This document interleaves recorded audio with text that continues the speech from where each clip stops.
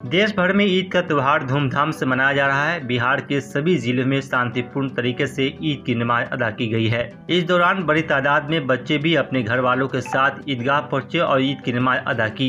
ईद की नमाज अदा करने के बाद ईद की सवैया खा रहे हैं और एक दूसरे को लोग मुबारकबाद दे रहे हैं। वहीं दूसरी तरफ बिहार के मुख्यमंत्री नीतीश कुमार गांधी मैदान में पहुंचे और इमाम ईदैन हजरत मौलाना महसूद अहमद कादरी नदवी से मुलाकात कर उनसे मुसाफा किया और उन्हें ईद की मुबारकबाद पेश की। इमाम ईदैन हजरत मौलाना महसूद अहमद कादरी नदवी ने भी मुख्यमंत्री नीतीश कुमार को ईद की मुबारकबाद दी और बिहार की सुख और तरक्की के लिए दुआ की। ये तस्वीर मोतिहारी शहर के ईदगाह की है, जहां बड़ी तादाद में लोगों ने शांतिपूर्ण माहौल में ईद की नमाज अदा की और एक दूसरे को मुबारकबाद पेश की।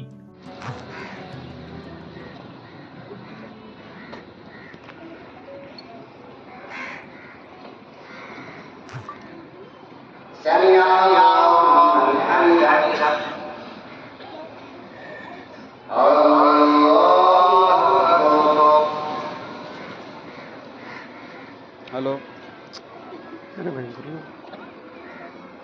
अल्लाह